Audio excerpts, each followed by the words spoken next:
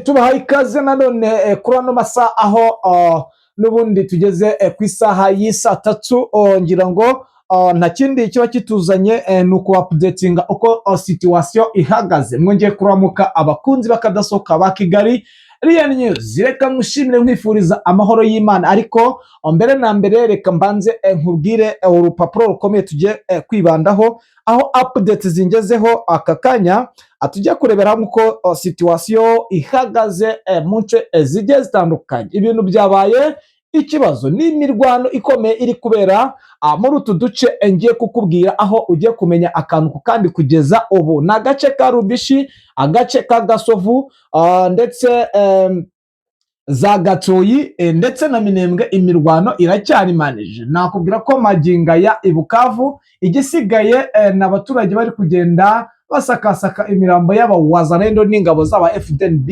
ndetse n'uduce tugiye dutandukanye, nk'uko urupapuro rw'amakuru rugenda rutugaragariza. Ku murongo wa telefone dufite umuroko Informa uherereye neza muri biriya bice, aho tugiye kumuhamagara akatubwira uko situation imeze. Izi updates nizo zinzanye kugira ngo turebere ko mwamenya uko byifashe hirya no hino, aho ibyari ibindi bibaye bibi ku rwego rwo hejuru. Nakubwira ko AFC yakoze withdraw. Ese nihe mpamvu yakoze withdraw? Urayimenyera muri iki kiganiro, kuko amakuru yose tuba tuyafite akantu ku kandi. Hari ibice byagiye bitakara, aho ubu nakubwira ko mu birometero biburaho kugira ngo ugere ku kirombe cya Rubaya, nakubwira ko haburaho ibirometero 24 byonyine kugira ngo ube wagera ku kirombe cya Rubaya. Ese ikirombe cya Rubaya AFC yabigiye kukirekura?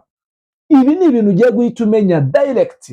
Nkundira utega amatwi akantu ku kandi umenye uko situation ihagaze. Ariko mbere yuko dutangira, reka mbaze nkushimire nkwifuriza amahoro y'Imana yo wahisemo kubana natwe. Ikindi kandi, niba utarakora subscribe warakerewe, duhe like ubundi unasharinge, ube ushyize itafari rikomeye kuri Kigali Real News. Nyemerera rero duhamagare umuroko Informa aduhe situation uko byifashe, n'ubundi updates zo zibaye akagaruka. N'ubundi kinzanye ni kubaha updates z'aka kanya kugira ngo ube umenye uko situation ihagaze. Bakunzi, ibyo twari twiteze nk'agahenge bibaye agaterera nzamba. Ni munyemerere rero turebere hamwe aho imirwano iherereye muri ibi bice, kandi deployments zikomeje kuzana kuga yuko ingabo z'abafaransa zikomeje ama operation muri Nord Kivu, ubona ko yajagaraje AFC. Ariko uraje usobanukirwe uko situation imeze. Kuri telefone, ku murongo wa telefone twakiriye Bwana Bizima. Bwana Bizima, waramutse neza? Naramutse neza. Twongere tubifuriza igitondo cyiza, duherukana mu rukerera. Reka twongere twifuriza igitondo cyiza. Yego, kuri twese. Ibintu ndi kumva byanshajize ubu maginga, sinzi aho ndi buhere, sinzi uri bwihitiremo ahantu uri buhere, kuko n'ubundi ni update nagahoraho. Twapudetinga abakunzi ba Kigali Real News. Tujyane ku mirongo y'imbere aho ugiye guhera utubwire ido nido. Yego, reka mere ku makuru bashije kubona isaha irangiyeho. Hawe n'umuntu uri mu gice cya Nord Kivu mu nce za Masisi umubwira ko hari imirwano, kandi ayimbwiye neza nk'umuntu hari ku makuru afite mazima, kandi tumvikana ko ibintu bikomeye kandi byahindutse cyane muri kiriya gice cya Masisi hano za Gatoyi.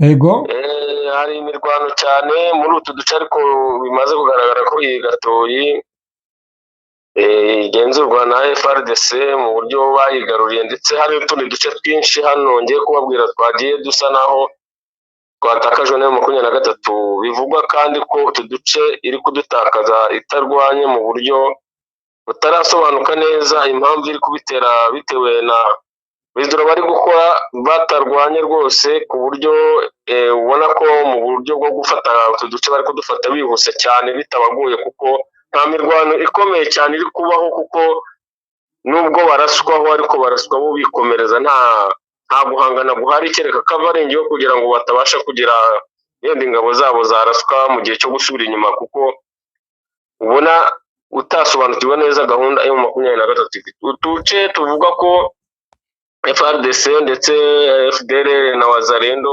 babaye nk'abigarurira n'aka gace. Bivugwa ko no muri uru rugamba ruri gukoreshwamo drone umunsi w'ejo bitunguranye muri utu duce bitari bisa naho bisanzwe. Rero urabona ko hari impinduka zihari cyane kuri iyi mirwano iri kuba muri turiya duce.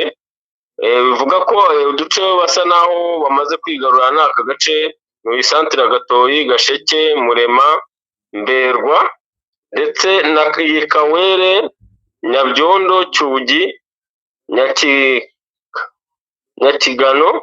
Utu ni uduce twafashwe twose ku munsi w'ejo ndetse n'igitondo cy'uyu munsi, ubona ko hari kubamo ikintu kidasanzwe mu buryo bwo gusubira inyuma. Ariyo mpamvu ubona hibazwa icyaba ryateye ibi ngibi, hakavugwa byinshi rero bitandukanye.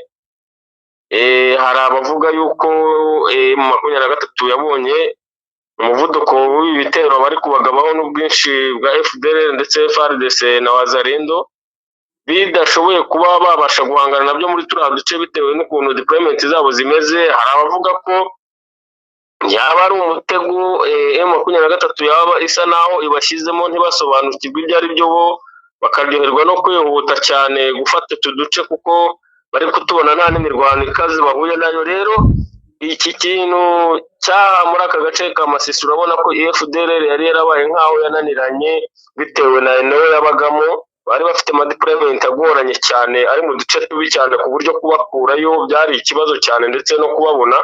Kandi urabizi bari bamaze igihe bari mu duce dusa naho turebana ku buryo navuga ko nta wari warabuze undi. Rero ubu buryo bubayeho bwo kugaba ibitero bushya muri iki gihe, kandi hakabaho iki kintu cya wizidro kuri M23 kiri kwibazwaho ko ushobora gusanga bagira ngo baveyo muri ibyo bice byari bigoranye cyane kuba bababona, bakaza muri Enewo nziza bakaba babasha kubarasa neza biboroheye kandi mu buryo bwihuse. Urabizi neza ko n'ubundi utu duce bari kwigarurira n'ubundi nibo batuvuyemo kandi ababarashe n'ubundi nibo bari bahari. Rero iki ni ikintu cyakwibazwaho mu buryo uwo ari wese yakwibaza uburyo M23 ikora wizidro mu duce tungana gutya kandi mu gihe gitoya cyane mu buryo bwihuse. Rero aha hitezwe byinshi bishobora kuba impinduka, ariko ubona ko umuvuduko w'abo barwanyi ba FARDC ndetse na FDL na Wazalendo bafite muri ka gace, urabona ko basa naho basatira iki kibaya iki kirombe cya Rubaya, kandi ubona ko ibirometero barimo ni ibirometero bike cyane, ibirometero biri hejuru ya 20, urumva ni bike cyane kugira ngo ubashe kuhagera ugereranyije n'uduce bamaze gufata. Kandi mu gihe gitoya urabona ko ari ibintu biboroheye cyane kuba bahagera. Rero hari icyitezwe aho ngaho nyuma y'izi ntambara ziri kuba hariya no kugusubira inyuma kwa M23 ko hashobora kuba harimo umutego cyangwa se hakaba utabayeho, haba ari ugucika intege cyane ku ruhande rwa M23. Rero sinzi ibivuga iriya, kandi ni uduce rwose ubona ko M23 ifite deployment zari nziza, ko harimo abayobozi bamenyereye iby'intambara nk'uyu Colonel Jimmy uriyo, ni umurwanyi birazwi, ni nawe bagiye bafata turiya duce, n'uyu Colonel Tupatupa, bose nibo bayoboye muri M23 operasiyo ziri kubera hariya. Urumva ko ni abantu basobanukiye kandi bahazi. Twiteze rero impinduka zishobora kubaho bitewe n'iki kiri kuba, byanze bikunze kiri buze gusobanuka mu masaha ari buze. Yes, aho ngaho wenda reka dushyireho umucyo, ariko nakubwira yuko ibintu abantu bakomeje kwibaza. Biravuga ko n'ubundi urugamba rwabereye mu Minembwe, akaba ari naho deployment nyinshi za AFC ziri. Ababyibaza wenda kugira ngo dushyireho umucyo, ese koko abasirikare benshi bagiye muri Sud Kivu, akaba ariyo mpamvu habayeho kurira ugahita bagaba ibitero muri biriya bice byo muri Nord Kivu, cyangwa n'imbaraga zidasanzwe n'ubundi Croatia ihanganye na AFC bagaragaje muri ibi bice byo muri Nord Kivu? Kiriho gisobanutse cyane, umuntu yakwibaza cyangwa se agahita abyumva mu buryo bwiza. Urabona ko turiya duce ni uduce dusa naho kuva muri zino nce za Goma ujyayo imihanda yaho iba igoranye cyane, ariko mu buryo bushoboka bwo kuba habaho sada yatangwa muri kiriya gice ntabwo iyi minsi itambutse imirwano ihari byaba byarananiranye. Niyo mpamvu ibi bintu kubisobanura uko wabivuga biri mu nzira nyinshi, ariko iya nyayo y'ukuri niyo isa naho yihisha abantu kandi kubisobanukirwa bigoye. Rero ntabwo wahamya ko M23 usanzwe uzi n'imirwanire yayo yaba ari inaniwe urugamba mu gihe kingana gutya, cyangwa se bibaye kuvuga ko ari pozisiyo zabo zari nke hariya, nabyo birashoboka, ariko iminsi 2-3 ni ahantu horoshye cyane mu kiriya gice cyose kigenzurwa na M23 kuba umusanzu ubagezeho mu minsi 3 ni ibintu bishoboka. Rero urabona ko intambara isa naho imaze iminsi 3 n'ubundi, ubu nyuma y'undi munsi urangiye nk'ejo byanze bikunze iki kintu kiracyasobanutse neza, kuko ari ubuke bw'ingabo izishoboka gutanga musada baba bazibonye mu buryo bworoshye. Rero babaye batarakemura ikibazo kiri kuba, ejo haba hariho kunanirwa cyane kutabasha guhangana n'irakwasiyo imeze kuriya, kandi byaba bigaragara ko ifite umuvuduko udasanzwe, yaba ari uri gutera kuba basubira inyuma. Twihuse cyane, urabizi ko nimugoroba wambwiraga ko haje deployment z'abasirikare b'Abatanzania b'aba special force aho binjiriye ku mupaka wa Gatumba bakinjira mu mujyi wa Uvira. Duhe ishusho y'aka kanya uko muri Sud Kivu duhereye mu Minembwe wihuta, kuko icyo tuba tutuzanye nuko updating abakunzi bacu abari mu kazi kugira ngo bamenye ido nido. Wowe urabishyira mu mpfunyapfunya gake gake witonze, ariko utarambiranye. Uraduha ishusho muri Sud Kivu, ubwo uranyarukira Minembwe, unyarukira Baraka, uzamuke Uvira, ukomeza uza za Bukavu hano no ku kibuga cy'indege cya Kavumu ahiriwe imirwano ku munsi w'ejo. Tuhe ido nido mu magambo makeya utarambiranye ku bakunzi bacu, kuko twamaze kubatoza kumva amakuru bihuse kugira ngo nabo bakomeze akazi kabo. Reka mvuge Kavumu, Bukavu ku kibuga cy'indege cya Kavumu imirwano yari imaze iminsi 3 naho, ndetse umunsi w'ejo urabizi neza ko habaye imirwano ikomeye, kandi bivugwa neza ko harashwe kuri akote ya FARDC ari abarundi ndetse na Wazalendo barashwe bikomeye ku munsi w'ejo, ubona ko babagabye igitero cya simusiga cyari icyo kusa naho bashakaga kubakura muri rashyamba, nk'uko n'ubundi bari babitangaje ko bari bubahe gasopo ya nyuma rwose, ku buryo babarasa ubutazongera gusa naho batekereza. Ni ibitero byarimo drone, ndetse rero ubona ko byari bikomeye, ndetse n'igitondo cy'uyu munsi bivugwa ko abyukiye nabwo imirwano, n'ubundi ubona ko barimo bashaka gukurikirana izi ngabo za FARDC, abarundi ndetse na Wazalendo muri biriya bice berekezagamo bya Kausibyega. Ubona ko bashaka gusa naho barimbura izo defense zabo zirimo ubusanzwe imirwano yabaga, basa naho bakoze wizidro berekeza mu mashyamba ntibabakurikire, bagasa n'ababihoreye, ariko ubu bafashe imyanzuro ko bashaka kubinjirana ku buryo bari bwerekeze mu nce za Walikale, akenshi ko ari nayo baturuka iyo baza kugaba ibitero nubwo bakoresha ririya shyamba. Rero ni ikintu cyasaga naho cyaciye igikuba muri kariya gace bitewe n'imirwano yari imaze iminsi ihari, ariko ubona ko M23 yafashe umwanzuro ukomeye ahantu isa naho iri gushyiraho rwose igisubizo cya burundu kuri iyi mirwano yahaberaga. Rero biragaragara ko ejo habayeho gutakaza cyane kuri FARDC ndetse abarundi na Wazalendo. Ni ikintu cyagaragaye mu duce cyane twabo turimo n'abaturage, ku makuru bagenda batanga y'ibyahabereye baraguha ishusho y'uko ejo habayeho kuraswa cyane kuri FARDC, Wazalendo ndetse na zirangabo z'u Burundi, ku buryo ubona ko kugaba ibitero hari ari ibintu bazajya bakora basa n'abikandagira cyane bitewe n'ikintu cyari kibabayeho, kandi n'ubu bakaba bagikurikiranywe mu birindiro byabo aho basaga naho berekeje mu buryo bwo kuva mu rugamba, bari bananiwe ku munsi w'ejo. Yes, duhe ishusho mu Minembwe, uduhe ishusho muri Uvira n'Ibaraka, Bwana Bizima. Yego, reka twerekere Minembwe n'ubundi mu gace ka Kwezero n'imirwano n'ubundi isa n'ivugira. Ubona ko hariyo ibisigisigi by'iyi mirwano imaze iminsi bisa naho bitaratsimburwa, ubona ko nabo basa n'abanze kuva ku izima, ariko ubona ko ari uburyo noneho busa naho hari kujya habaho akenshi gusa naho M23 twirwanaho basa naho ari bo bagaba ibitero mu buryo bwo kugira ngo babakure mu duce basigayemo, uburyo bwo kwirindira umutekano wabo mu gice baherereyemo. Urabona ko byanze bikunze hano ku ruhande rwa FARDC ndetse n'imitwe yindi bari kumwe, basa naho urugamba rumaze gusa naho rubashegesha, kuko usigaye ubona ko imbaraga basigaye bakoresha mu mirwanire idatandukanye n'iyari imaze iminsi ikoreshwa ahangaha. Urabona ko hari impinduka zihari cyane, ku buryo bashobora kuba hari ibindi bintu bari gupanga bishyashya.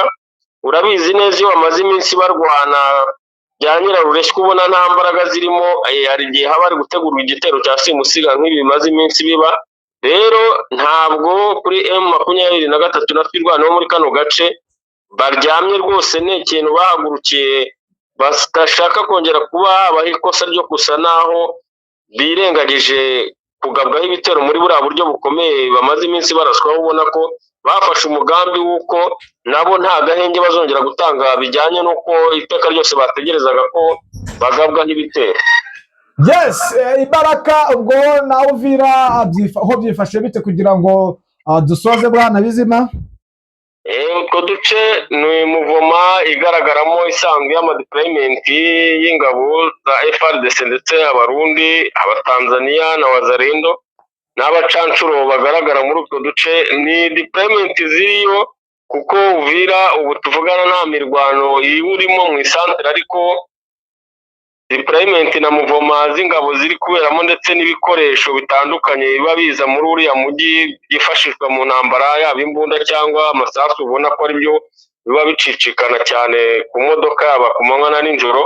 Rero urabona ko n'ubundi hasa naho hari gutegurwa operasiyo zabo zisanzwe, kuko nka Baraka muvoma y'ingabo zihari ziba zerekeza mu duce tw'ama deployment yabo muri kino gice cya Minembwe. Ubona ko biyongeranya ku munsi, ubona ko hari ikintu bari gutegura kidasanzwe n'ubundi mu bitero biriya byabo bikomeye bategura. Iyo bigiye kuba uzi ko byifata bikamara nk'iminsi ibiri, ariko igitero cyajya kuba kikaba ari igitero simusiga. Ubona ko n'ubundi uburyo ingabo zigenda ziva hirya no hino muri za Karemi ziza muri biriya bice, urabona ko ari ibitero bikomeye bari gutegura muri iyi minsi. Dushobora kumva yaba muri Plaine de Rusizi cyangwa muri kiriya gice cya Minembwe nk'uko mu minsi itambutse byari byifashe. Yes, reka tugushimire tukwifuriza amahoro y'Imana, ndetse n'ubundi update zo nakagaruka ukomeze uturebera uko situation zimeze, n'ubundi uri bwongereye wa updating abakunzi bacu. Urakoze cyane. Yes, dore impamvu rero nyamukuru ikomeye cyane ubona yuko ibintu bikomeje kwibazwa n'abatari bakeya. Twatanga nk'urugero rw'impamvu imirwano yubuye muri ibi bice bya Nord Kivu. Biravugwa yuko n'ubundi Tshisekedi byamushobeye, misiyo yafashe y'amafaranga ya Leta Zunze Ubumwe za Amerika ariyo iri kumushyira ku gatute ko kuba kafata kiriya gice n'ubundi yagabye kiri mu matware y'ihuriro rya AFC. Izi ntambara rero biravugwa ko zishobora kuba zirimo na Leta Zunze Ubumwe za Amerika, nazo zitorohewe zatangiye urugamba, aho tugiye kurebera hamwe urugamba bari kurwana na Irani. Ubu magingo ya sahi tuvugana, indege zigera muri 50 za Amerika zerekeje mu burasirazuba bwo hagati, hakekwa ko hari intambara ikomeye yaba igiye gututumba. Ni indege 53 zirimo izi ntambara zagaragaye mu kirere kigana mu burasirazuba bwo hagati ziciye mu Burayi. Ni mu gihe umwuka w'intambara ukomeje gututumba hagati ya Leta Zunze Ubumwe za Amerika ndetse na Iran.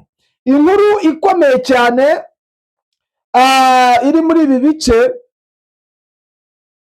ibi bice n'ubundi by'intambara zikomeye, ubona yuko bisa nkaho bitoroshye. Nakubwira ko ibi bitutumba ari ikibazo cy'intambara Amerika yagiye yishoramo, ndetse bivuga yuko harimo n'ukuboko gukomeye muri bino bice bigiye bitandukanye, aho turi bucukumbure uko situation imeze ndetse naho intambara zigeze. N'ubundi mu makuru yacu ataha turarebera hamwe ukuboko gukomeye kwa Leta Zunze Ubumwe za Amerika n'ibi bitero, ndetse bivugwa ko harimo n'ubufatanye bukomeye bw'ingabo z'Abafaransa zimaze iminsi ziri hariya Kisangani. Reka mbashimire, mbifuriza kugumya kugubwa neza, n'ubundi update zo nakagaruka. Imana ikomeze ibane namwe.